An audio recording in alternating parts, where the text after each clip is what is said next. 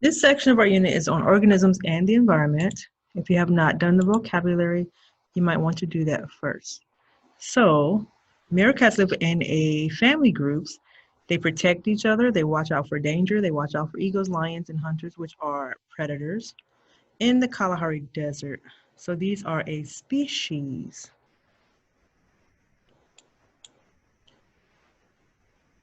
So a biosphere, bio means life, sphere means ball. So in a simple term, the biosphere is really the world. So it's the part of the earth and surrounding atmosphere where there's life. So it's the earth and the surrounding atmosphere where there's life that's really close to the earth. So if you look at my picture that I found, biosphere is the largest, biome, then ecosystem, community is small, population is small, and organism is any living thing. So this is how it goes in order. Biosphere. The community is all the populations of different species that live together in the same area. So community is all of these animals, all of them together. If there was a person there, that person would be part of the community. So you are part of your community. Population is an organism in the same species that live in the same area at the same time. So an easy way to remember is when someone says a population of panda bears, a population of people, population of zebras, population of whitefish. So a population is the same animals of the same species. So we have biosphere, where all the life is found. Ecosystem is a part of the biosphere. Community is a part of the ecosystem, which is all the animals. And a population is the same animals, members of the same species. Let's practice. So the Costa Rican rainforest is an ecosystem. All the birds that live there, so all the different kinds of birds that live there is a community because we did not say a specific type. Now, a scarlet macaw is a specific type of bird. That is a species. All of the scarlet macaws that live in the Juan Castro Blanco National Park is a population of that national park. That's an easy way to remember. So a limiting factor is anything that restricts the size of a population. So anything that makes the size go down or keeps it from growing. For example, disease is a limiting factor. Too many diseases, viruses, bacteria can make a population go down. In this case, it looks like a population of humans.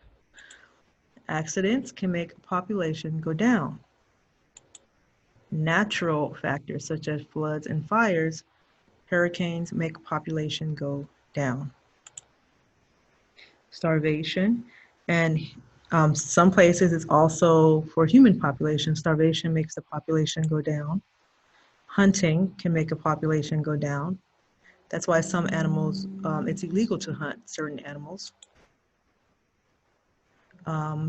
Predators, which is similar to hunting, makes the population of the prey go down. Whatever that was, there's one less. So a competition is a demand for the same resource. So obviously you're competing against some other population for something. So individuals who compete are a population. And if the whole community is competing, if all the population is competing, it's the community that's competing. So the demand for the same resources. And who competes? Population, community.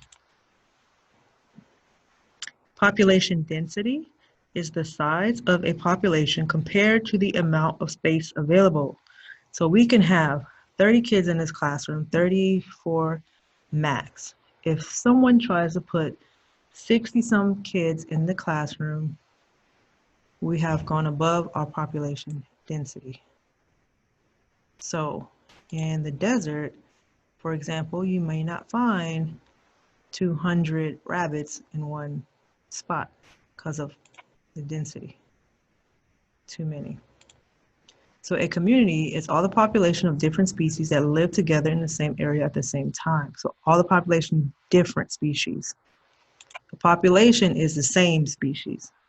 So are all the organisms in the same that are the same.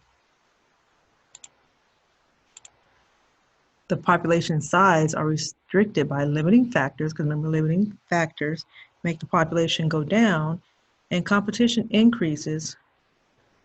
Competition is the demand for the same resource. So here's a quick summary for you. Birth rate and death rate. So birth rate is a number of offspring produced over a given period of time. So if I say there are 2,000 puppies born in Killeen every 3 months, that's the birth rate. Death rate is the number of individuals that die over the same period of time. So if I say 2,000 dogs die in Killeen over 3 months, that's the death rate. It's also applicable, or you can also apply this to people, the birth rate of individuals, people, the death rate of people. I believe last year our death rate went up in the world, of course. So if the birth rate is greater than the death rate, then the population increases. If there's more people being born than dying, then of course our population is going to go up. If the death rate is greater than the birth rate, then it decreases. If more people are dying, then the population goes down. If more people are born, then the population goes up.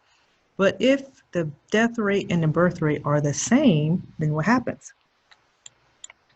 Yep, the population stays the same. Can you think of any time where this has happened with humans anywhere on Earth?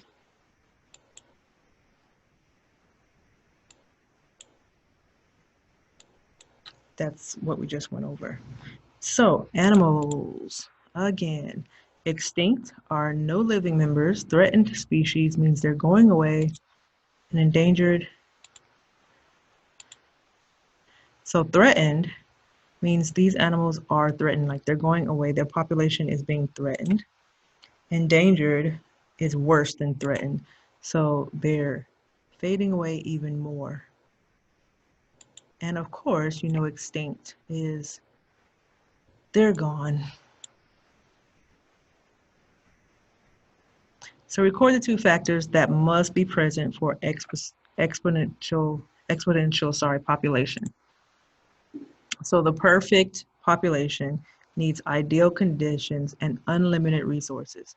So no diseases, no heat waves, floods, and unlimited water, plants, food, unlimited resources is the perfect optimal climax position.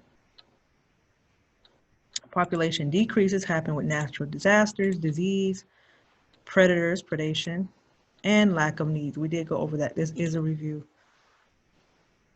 And we did talk about human population a little bit. What causes human population to grow or decrease?